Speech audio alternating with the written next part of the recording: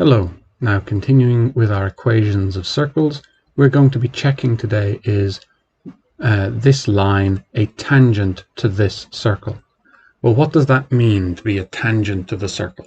It means that it's just going to hit the circle. Our line is going to be going somewhere and it's only going to just touch at one point. So that's what it means for us to have a tangent to the circle, and we already know that tangents to circles are going to be very important in our circles chapter. So how could we check that a line is a tangent to a circle? Well, if we're thinking in terms of our circles work that we've done so far, if we knew the center and the radius of this circle here, and we checked the perpendicular distance from my line to the center of this circle, if it was the same as the radius, if the perpendicular distance was the same as the radius of my circle, that would tell me that I had a tangent.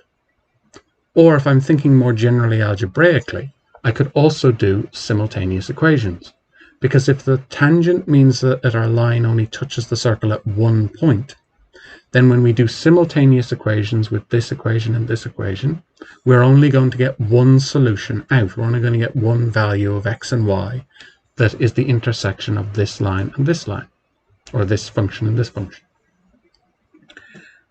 So those are two different ways that we could approach the problem. Today we're going to focus on the circle equations type way of doing this, but in an exam, the algebra way of doing simultaneous equations and only getting one solution out would tell you that you had a tangent. If you got two solutions, it means that the line crosses the circle at 2 points, so it's not a tangent. And if we got no real solutions, it would mean that the line never crosses the circle at all. But from a circle point of view is how we're going to approach this today. So let's have a look at what we need for this circle. We need to know the center and the circle of this radius. And I recognize that I have the equation of a circle in its expanded out form, in its form over here, plus 2gx plus 2fy plus c is equal to 0, with the center at minus g and minus f, and the radius equal to g squared plus f squared minus c. So let's find my g, f, and c. Those are the different parts I'm going to need. So g is going to be half the number in front of the x. G is going to be half the number in front of the x, so it is going to be minus 3. F is going to be half the number in front of the y, so that's going to be 4. And c is the constant on the end. It's just going to be minus 25. So now I can find my center is going to be at 3 minus 4, minus g minus f. And my radius is going to be at minus 3 squared plus 4 squared minus 25 is going to end up being root 50. And just to remind you of how it is you can write things out in terms of surds, you can just put this in the calculator in the exam, but it's an important skill to have if we can recognize that this is really the square root of 25 by 2, which is going to be the square root of is going to be 5 multiplied by root 2. And it's a radius, so it's units. We're dealing with a length here. So if we can do this, good. If not, don't worry. Just put it in the calculator. Now I know the center and the radius of my circle, which is all the information I ever need to know about a circle. Now, if I find that the perpendicular distance from this line to this point, the center of my circle, is equal to the radius of my circle, that means that I must have a tangent. So let's draw a quick sketch of this to try and keep track of what we've got. I know that this line has a positive slope and it crosses the x-axis at minus 3, so somewhere down here. And I know that my circle it has a center at 3 minus 4. So somewhere around 3 minus 4. And it has a radius of 2 root 5, so it's going to grow somewhere, something very crudely like that. and my line has a slope of 3/4, so it's going to be slightly less than a slope of 1, and it's going to cross the x-axis at -3. So it's going to look something like that, very crudely. But what this has done, even though that wasn't terribly accurately drawn, it tells me that unless my drawing is very wrong, I'm not expecting to actually get a tangent here. I'm expecting it to cross at 2 points, which means I don't get a tangent.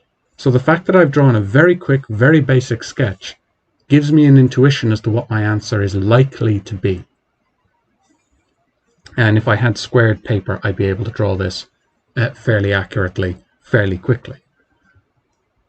So this can give me a huge assistance in thinking about what I've been asked to do, and also checking whether my answer makes sense or not. Now, let's do this algebraically.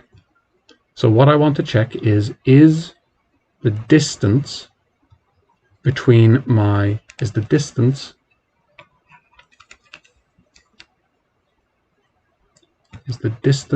from the center of my circle to my line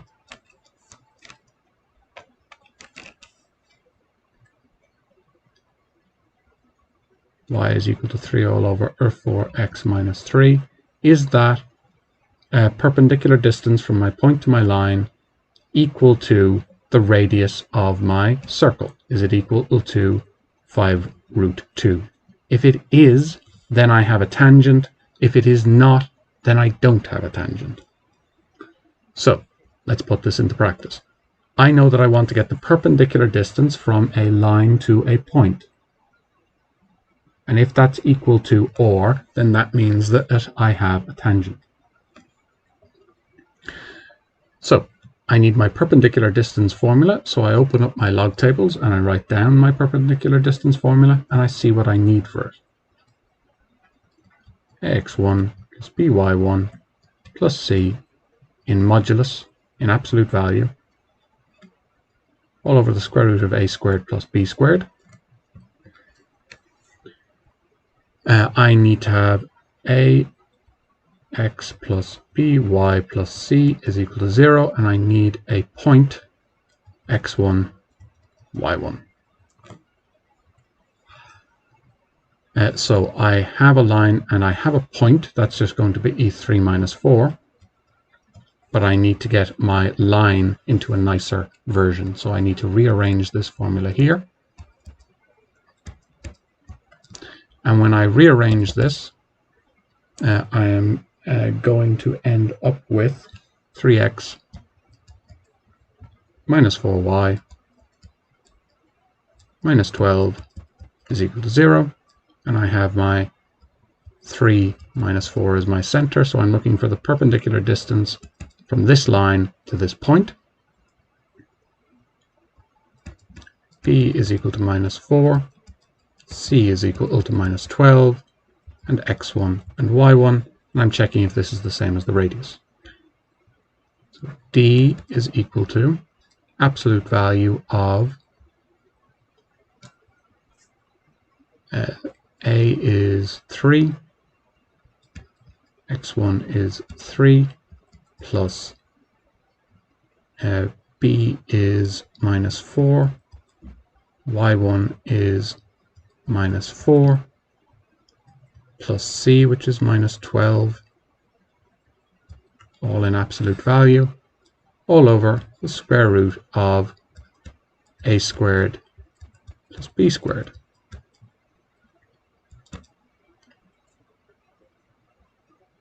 When I simplify that down, I get the absolute value of 13 all over the square root of, all over the square root of 25. Absolute value of 13 is just 13. Square root of 25 is 5. So my distance there is 13 all over 5 units, which is definitely not equal to 5√2. So 13 all over 5 is not equal to 5 root 2. Therefore, my line here is not a tangent to the circle. If these two things were equal, then we would have a tangent to the circle. As they are not, we do not have a tangent to the circle. So that's how we can check using our circles and line equation type method to find if a line is a tangent to a circle. And we can use simultaneous equations if we prefer an algebraic method. But we ought to know both. And that's what we need for now.